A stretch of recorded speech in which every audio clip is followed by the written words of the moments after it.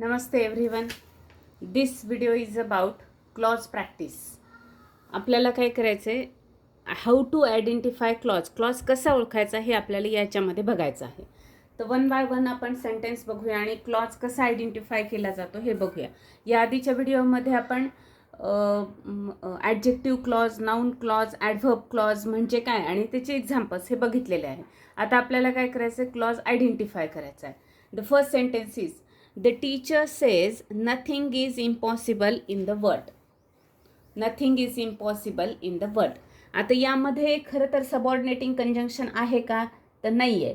पण यामध्ये बघा, द टीचर हा सब्जेक्ट आहे, सेज हे व्हर्ब आहे आणि त्यानंतर nothing is impossible in the world. आता हे काय झालेलं आहे, क्लॉज झाला आहे का, कारण की हा सब्जेक्ट आहे, हा व्हर्ब आहे. सब्जेक्ट आणि प्रेडिकेट असणारे एक शॉर्ट सेंटेन्स आहे.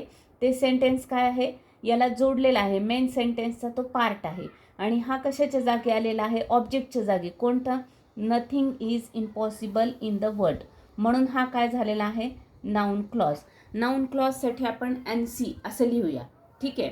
म्हणजे हा झाला नाऊन क्लॉज. आपल्याला या ठिकाणी दोन प्रकारचे प्रश्न येतात. एकतर अंडरलाईन द सबऑर्डिनेट क्लॉज असा प्रश्न फक्त एवढाच येऊ शकतो. आपल्याला फक्त अंडरलाईन करायचा आहे, आयडेंटिफाय करायचा नाही, असा येऊ शकतो. किंवा दुसरा क्वेश्चन असा येतो की अंडरलाईन द सबऑर्डिनेट क्लॉज आणि देन आयडेंटिफाय इट्स टाईप, आणि त्याचं टाईपसुद्धा आपल्याला काय करायचं, लिहायचं आहे. त्यावेळेस आपल्याला अंडरलाईन करून टाईप लिहायचं आहे. अदरवाईज आपल्याला नुसतं अंडरलाईन करायचं असतं. स्टेट बोर्डला फक्त आयडेंटिफाय येतं आणि CBSE बोर्डला त्याचा टाईपसुद्धा आपल्याला लिहावा लागतो. ही स्माइल्ड व्हॅन शी सॉ हिम. ही स्माइल्ड व्हॅन शी सॉ हिम. आता ही स्माइल्ड हे मेन सेंटेन्स आहे, म्हणजे हा मेन क्लॉज आहे. व्हॅन हे काय झालेलं आहे, सबऑर्डिनेटिंग कंजंक्शन. त्याला जोडून येणारा क्लॉज जो आहे हा काय आहे, हा सबऑर्डिनेटिंग क्लॉज असतो, सबऑर्डिनेट क्लॉज असतो, डिपेंडंट क्लॉज असतो. ही स्माइल्ड केव्हा स्माइल करतो आहे तो, व्हॅन शी सॉ हिम, म्हणजे जेव्हा ती जेव्हा तिने बघितलं त्यावेळेस त्याने स्माईल केलं. तर जेव्हा तिने बघितलं यांनी काय केलेलं आहे, ह्या सेंटेन्सने हे जो व्हर्ब आहे स्माइल्ड याला मॉडिफाय केलेलं आहे. म्हणजे ही ॲक्शन केव्हा झाली हे सांगितलेलं आहे. म्हणून हा काय झाला, ॲडव्हर्ब क्लॉज झाला. आता ॲडव्हर्ब क्लॉज ऑफ काय झाला आहे, हा टाईम झाला आहे, कारण केव्हा याचं उत्तर दिलं ना, म्हणून. पण आपल्याला इथं लिहिताना नुसतं ॲडव्हर्ब क्लॉज एवढंच लिहायचं आहे, आपल्याला फार डिटेलमध्ये जायचं नाही. I am stronger than you are. I am stronger than you are. आता दॅन यू आर हा झालेला आहे सबऑर्डिनेटिंग क्लॉज आणि हा सबऑर्डिनेटिंग क्लॉज काय आहे, ॲडव्हर्ब क्लॉज ऑफ कंपॅरिझन. इथे कंपॅरिझन केलेलं आहे ना, दॅन हा शब्द आलेला आहे, त्यामुळे नुसतं आपण लिहूया इथं ॲडव्हर्ब क्लॉज. ॲक्च्युली हा ॲडव्हर्ब क्लॉज ऑफ कंपॅरिझन आहे. Though she got good marks she is not satisfied. Though she got good marks she is not satisfied. Though पासून आलेला म्हणजे दो हे सबऑर्डिनेटिंग कंजंक्शन आहे, त्याला जोडून आलेला जो क्लॉज आहे तो आहे सबऑर्डिनेट क्लॉज आणि शी इज नॉट सॅटिस्फाईड हा मेन क्लॉज आहे. आता दोचं सेंटेन्स आहे त्यामुळं हा ॲडव्हर्ब क्लॉज ऑफ कन्सेशन असतो, पण आपण इथं नुसतं काय लिहायचं आहे, किंवा कॉन्ट्रास्ट असतो. ॲडव्हर्ब क्लॉज एवढंच लिहायचं आहे. नेक्स्ट बघूया आपण. आधी आपण सबऑर्डिनेटिंग कंजंक्शन ओळखायचं, त्याला जोडून असलेलं सबऑर्डिनेट क्लॉज ओळखायचा आणि मग त्याचा टाईप ओळखायचा आहे. I know that it is true. दॅटपासून आलेला आहे. I know what, I subject, no object. सहसा नो हे ज्या ठिकाणी व्हर्ब असतं ना त्या ठिकाणी तो नाऊन क्लॉज असतो, नाऊन क्लॉज, कारण हा ऑब्जेक्टच्या ठिकाणी आलेला. I know dash. I know dash. Dash म्हणजे काय, दॅट इट इज ट्रू असं, म्हणून हा झाला noun clause. Hit the ball when I throw. व्हॅनपासून सुरू होणार आहे. हिट द बॉल केव्हा हिट करायचा आहे, when I throw, adverb clause, कारण काय सांगितले आहे, केव्हा करायची आहे क्रिया हे सांगितले, म्हणून हा झाला adverb clause. I don't know what he wants. I don't know what he wants. मला माहीत नाही काय माहीत नाही मला, व्हॉट ही वॉन्ट्स, म्हणून इथं काय आहे, I don't know dash, noun clause. Do as you are told. कर जे तुला सांगितलं आहे. कसं सांगितलं आहे, जे, ॲडव्हर्ब क्लॉज ऑफ मॅनर झालेला आहे, म्हणून हा झालेला आहे ॲडव्हर्ब क्लॉज. नेक्स्ट बघूया आपण. You can't catch the bus unless you run fast. आता अनलेस आणि इफचे सेंटेन्स असले ना, डोळे झाकून ते ॲडव्हर्ब क्लॉज लिहायचे. ॲडव्हर्ब क्लॉज ऑफ कंडिशन असतात ते. पण अनलेस आणि इफचं सेंटेन्स त्यामध्ये असलं पाहिजे, कंडिशन त्यामध्ये असलं पाहिजे. आणखी एक सेंटेन्स मी इथं घेतलेलं आहे इफचं, ज्यामध्ये कंडिशन नाही आहे, तरी मग ते ॲडव्हर्ब क्लॉज होतं का हे आपण बघूया. They asked me if I had any problems. They asked me if I had any problem. आता इथे इफचं सेंटेन्स आहे, पण इथे कंडिशन नाही आहे. इथं विचारलं आहे काय आहे ते. इथं कंडिशन आहे का, if you work hard you will pass, अशी काही कंडिशन आहे का, नाही. मग दे आस्क्ड मी काय, तर subject, verb, object indirect, object direct, म्हणून हा नाऊन क्लॉज होतो. They asked me questions. तर क्वेश्चन्स हा काय झाला, डायरेक्ट इनडायरेक्ट ऑब्जेक्ट आणि डायरेक्ट ऑब्जेक्ट झाला, आणि मी हा इनडायरेक्ट ऑब्जेक्ट झाला, म्हणून हा झाला noun clause. She behaves as if she is a leader.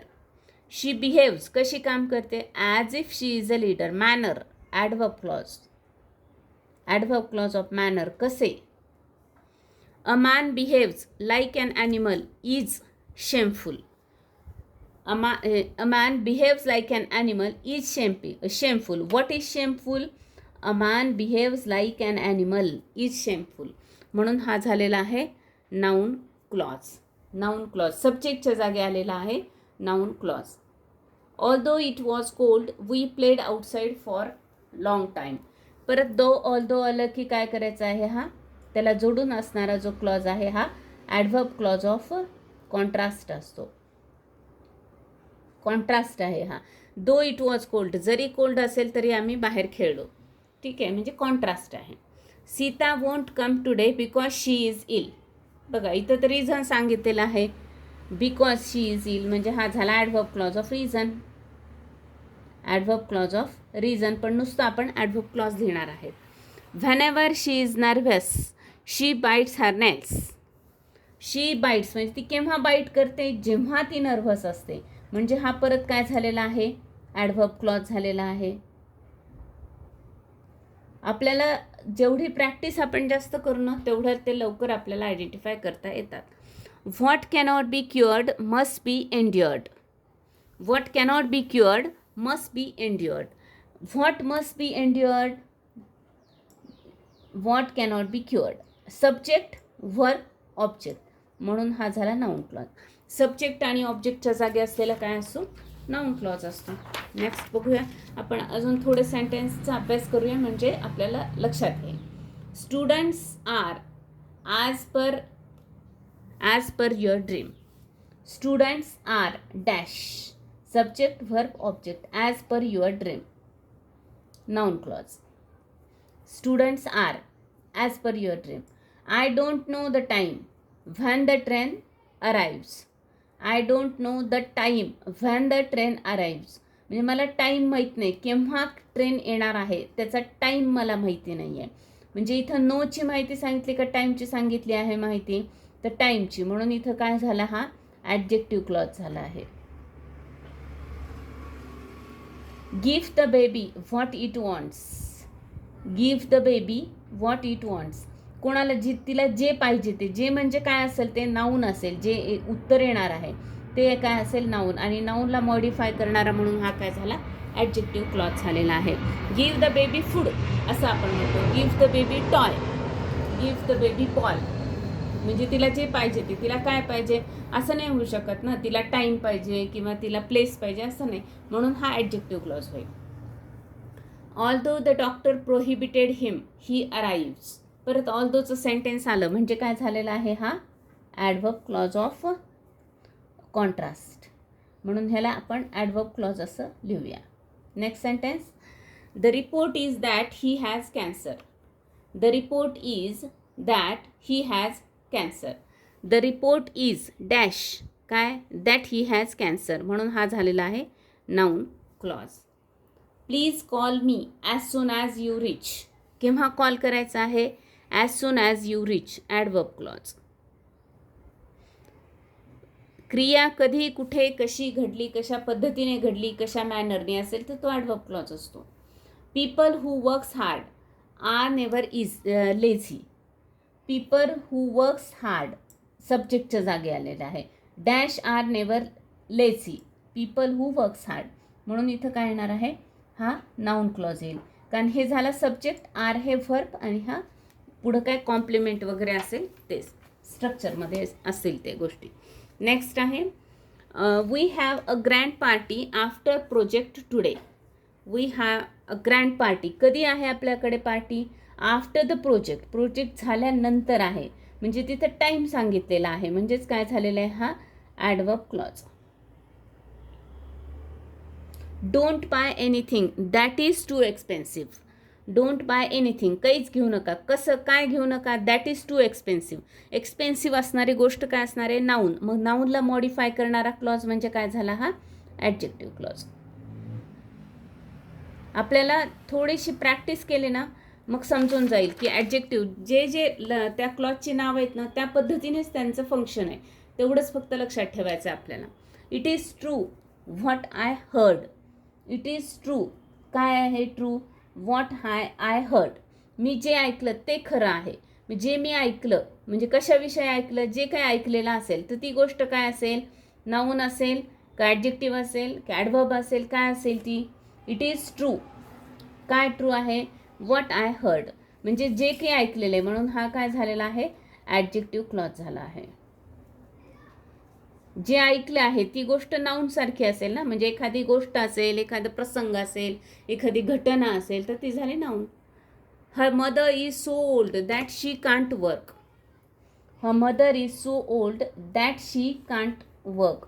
Old आहे ती, ओल्ड म्हणजे काय झालेलं आहे इथे ॲडजेक्टिव्ह. ॲडजेक्टिव्हची माहिती सांगणारं म्हणजे हे काय झालेलं आहे परत, दॅट शी कांट वर्क, हे कोणाविषयी सांगितलेलं आहे, मदरविषयी, म्हणून इथं काय येणार आहे, adjective clause. I remember the place where I was born. प्लेसविषयी सांगितलं. I remember the place where I was born, म्हणजे मला रिमेंबरसाठीचा व्हेअर आय वॉज बॉर्न असं नाही आले, तर प्लेसची माहिती सांगितलेली आहे. प्लेस हे काय आहे, नाऊन आहे, म्हणून हा ॲडजेक्टिव्ह क्लॉज होतो. आपल्याला असं वाटेल की हा ॲडवर्ब क्लॉज होईल का, कारण व्हेअरनी स्टार्ट झालेला आहे आय रिमेंबर, पण इथं रिमेंबर ह्या व्हर्बची माहिती नाही सांगितलेली, प्लेसची माहिती सांगितली. आणि प्लेस हे काय आहे, नाऊन आहे. मला रिमेंबर आहे प्लेस, कोणती प्लेस, जिथे मी जन्मले ती प्लेस, म्हणजे प्लेस हे नाऊन आहे, नाऊनविषयी सांगितलं म्हणून तो झालेला आहे adjective clause. That is correct what she sed. That is correct what she sed, कोणतं करेक्ट आहे, जे ती बोलली आहे ते, मग ती जे बोलली आहे ते करेक्ट आहे, म्हणून काय आहे, इज आहे, जे आहे त्याविषयी सांगितलं, म्हणून काय झालेला आहे, हा adverb clause. She lived where her parents lived. आता पहा इथे व्हेअरपासून सुरुवात आहे. She lived where her parents lived.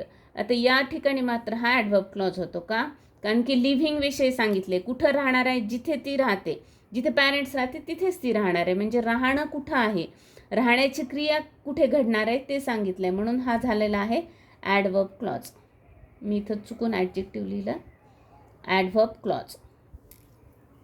Next sentence, you can write where you may like.